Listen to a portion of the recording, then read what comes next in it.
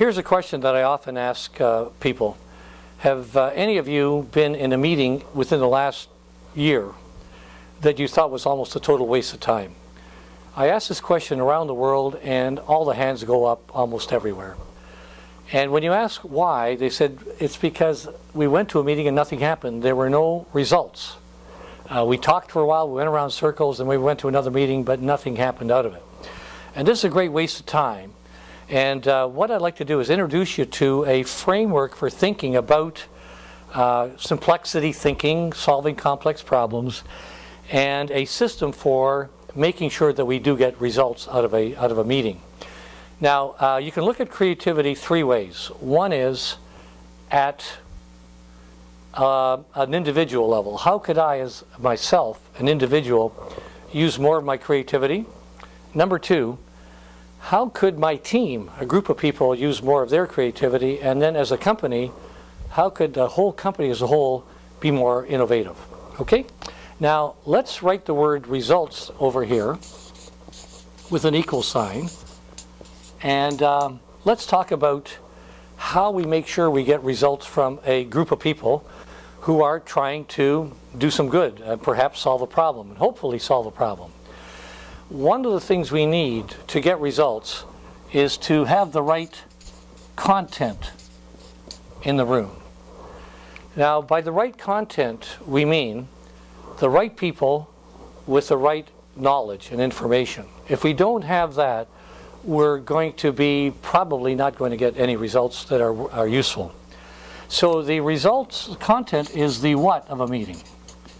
What is it that we are talking about? And many times people do not do a good job of getting the right people in the room. For example, you'll be trying to develop a new product and the only people working on that project are the engineers. There are no people there from sales, manufacturing, customers who could round out the content that we need. So that's not the right content. So we have to work hard on the content. Now, I'm going to write up here innovative results. Let's say we're talking about not just results, but really impressive results we weren't expecting, breakthrough results. For this, we need to add a process. And the process is not the what, the process is the how. If you have 10 different people in a room, can you guess how many different processes of thinking we have in that room? And it's going to be at least 10. Everybody has got their own way of processing information, but they don't realize it, and everybody's focusing on the content, and we often have a mess on our hands. It would be like trying to build a car without an assembly line. Would we ever just dump the parts of the car in the middle of the floor and let a whole bunch of people run around and build the car? It would not be a very good car. We similarly need a process, an assembly line for thinking together and supporting each other and synchronizing our thinking to create unique ideas and solutions. So what will happen in a meeting with people not knowing about their differences in process is that one person will be there thinking we don't need the meeting because I know what to do to fix it. We're just wasting time. One person is not sure why he's there. His boss asked him to come, replace him, because he didn't have time to go, so he's wondering why he's there. It's called a fuzzy situation. Two people think they are Columbo. They're going to use every means they can to dig down and get all the facts. And two people don't want to move until we define the problem. Two people think it's a brainstorming session. They're coming up with wild ideas of all kinds to what they think the problem is. And one person is doing a very good job of evaluating these ideas and explaining to them why they wouldn't work. One person says, I want to be devil's advocate. That's my job. Is it any wonder we're going to have a lot of frustration in that meeting? We do not have a process by which we can put our thoughts together in a meaningful and innovative way. Now, what if we had an assembly line that nobody knew how to make it work? We need process skills. We need skills to make the process work. And this is how to do the how. How do we do the how?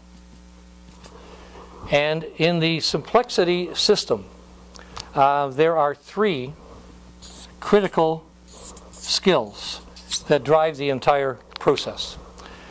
The first skill we call active divergence. And this is the deliberate ability to create options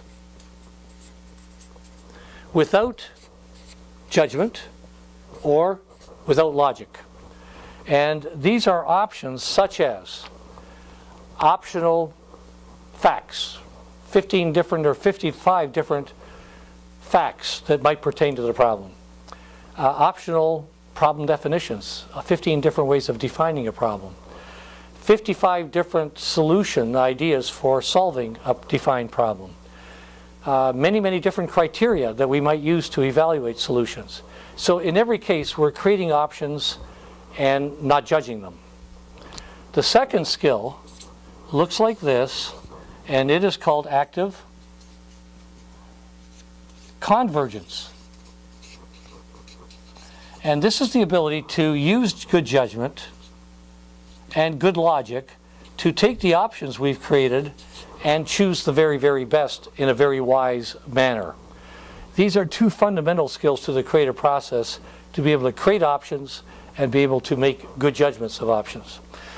Now the third skill is one that pertains to these 2, and one of the problems that people have, especially working in a group, is the inability to separate these 2 functions.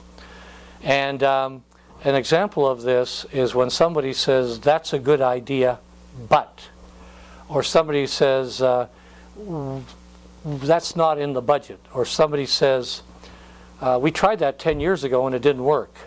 What's happening is that one person is generating options, another person is evaluating the option at the same time. It would be like driving with your brakes on. 1 foot on the accelerator, 1 foot on the brake. And nobody would do that.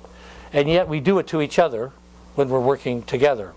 Very inefficient and requires a third skill. And the third skill is what we call the ability to separate these 2. And it's called deferral of judgment. This is the third skill. The ability to do the divergence first and do the convergence second, but not mix them. Tremendous skill. If there was one skill in the world that anyone could have to help them in their careers or their lives, is this one here. It's, very few people know it. Okay, so that's those are 3 critical skills that we try to get people to develop in our work. Now, tools. On an assembly line, we would need some tools. We would need hammers and chisels and software and stuff like that. When we're talking about thinking, we have lots of tools. And an example would be brainstorming. But brainstorming is just a tool. Have any of you ever, I'll ask a group, been in a brainstorming session? People will say yes. Have any of you been in a bad brainstorming session? And most people will say yes. It's a tool that is useless unless it is driven by a knowledge of process and process skills. Okay, the ability to the diverging and the deferral of judgment. So while in our Simplexity methodology, we do use tools, they are just part of a larger system. Finally, style. Style means appreciation of each other's different styles in the process.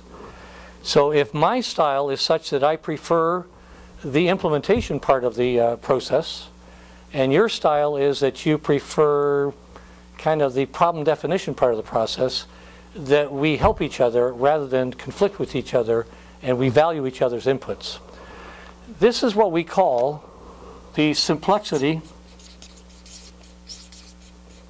system.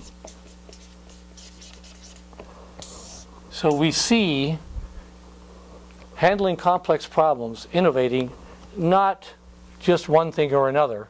It's a combination that we use, and to understand how we're going to go about handling situations And it's not based on just tools or skills or process or content, but the entire system.